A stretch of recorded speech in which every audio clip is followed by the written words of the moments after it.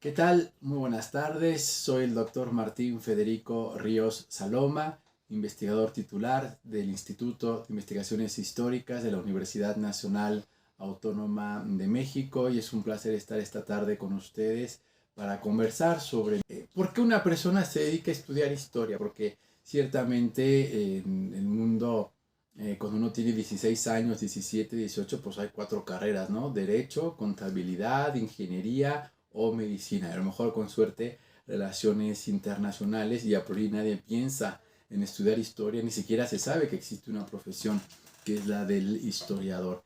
En mi caso en concreto, pues obedece a que mi familia es una larga tradición universitaria. Ya mis bisabuelos se habían formado en la universidad, en la Facultad de Leyes, entonces en el centro.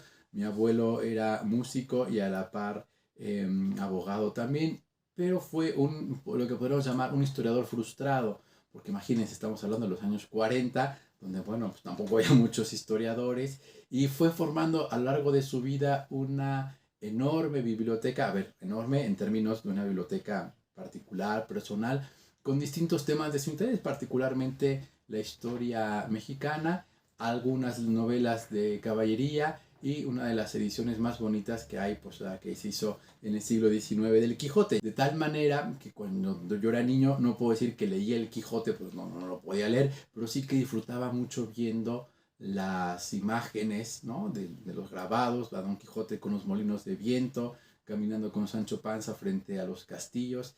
Y ya para mí esa fue una primera aproximación hacia un mundo que evocaba finalmente el medievo. Y luego fui encontrando en la biblioteca de mi abuelo otra serie de novelas de caballería, es así, de época medieval, vinculadas con el ciclo artúrico. Pero sin duda el momento decisivo fue mi paso por la Prepa 5, como les contaba, el año 1992, y en aquel entonces se festejaba el quinto centenario del viaje colombino.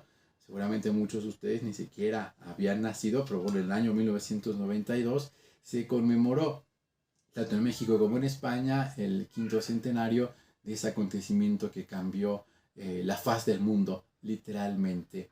Y entonces, una mañana, lo recuerdo perfecto, el profesor de lógica, pues un poco en broma o un poco en serio, preguntó: chicos, ¿quién se quiere ir a España? Y bueno, pues prácticamente todo el grupo levantó la mano y bueno, nos dijo: vengan el próximo fin de semana o tal fin de semana que habrá una reunión informativa. Resultó que un profesor de preparatoria de una prepa de la ciudad de Zaragoza, en España, había realizado un curso sobre historia de América, precisamente con la idea de que sus estudiantes en España conocieran mejor la realidad americana. Y entonces pretendía que ese curso especial de historia de América concluyera con un intercambio en algún país de América Latina. Y por relaciones personales, como se ocurre en la mayor parte de estas cosas, pues acabaron en Prepa 5, de tal manera que a lo largo de un semestre nos estuvimos escribiendo cartas con los chicos españoles. Por supuesto no había internet y no había WhatsApp, así que uno tenía que escribir de puño y letra esa carta y llevarla al correo, llegaba, volvía, bueno, y así nos fuimos conociendo, de tal manera que en ese año 92, entre septiembre y octubre, pues redondeando 40 chicas y chicos de España y México participamos en el intercambio. Primero vinieron los amigos españoles, les recibimos en casa, les llevamos de paseo, pues ya se imaginarán, a Teotihuacán, a Xochimilco, al Museo de Antropología, les llevamos a comer mole, quesadillas, tacos, y 20 días después nos fuimos nosotros a España.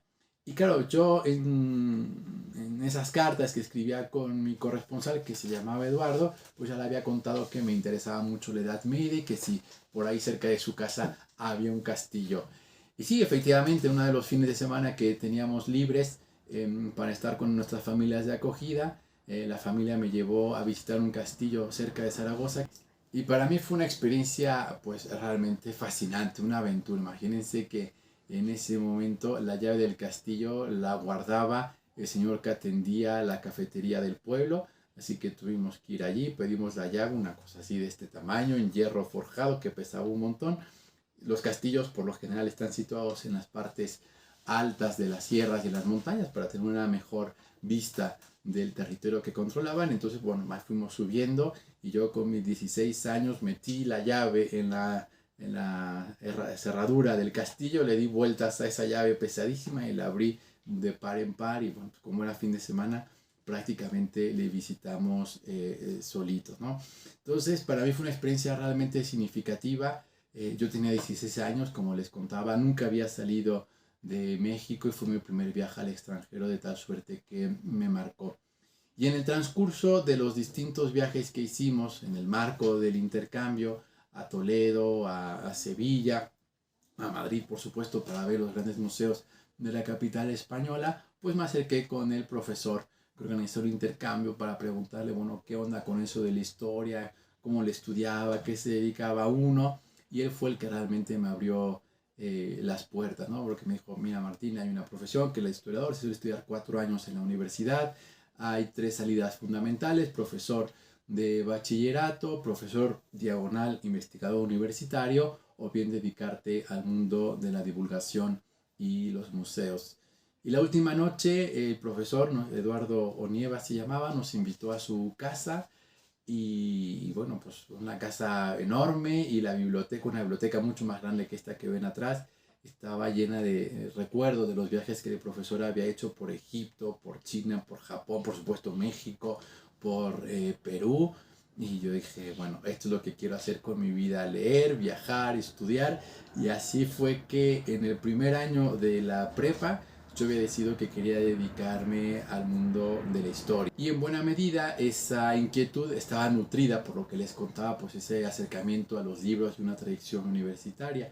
Así que, bueno, pasé todas las materias de matemáticas y de física como pude.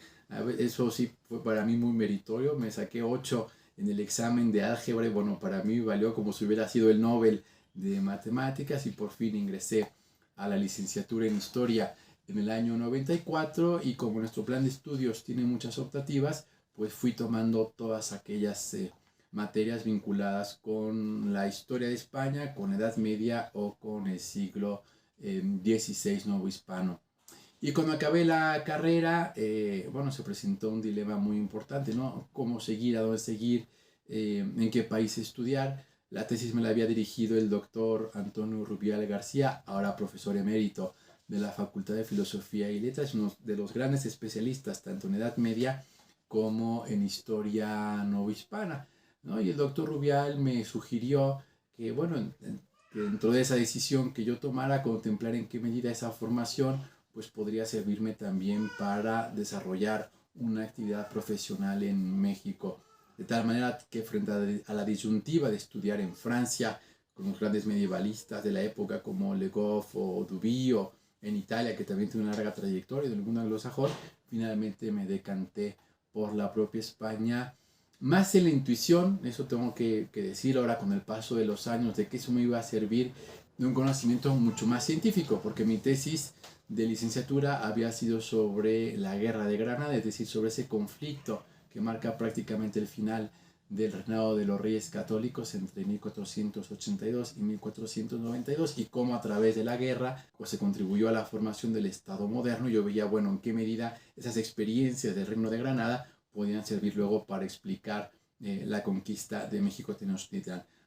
Da suerte que estuve viviendo en España entre el año 2001 y el 2007, hice mi tesis sobre el concepto de reconquista en la historiografía española de época moderna y contemporánea, y bueno, finalmente volví a México, y como contaba hace un momento, me incorporé al instituto con una beca postdoctoral para dedicarme al estudio de la historiografía y de la Edad Media.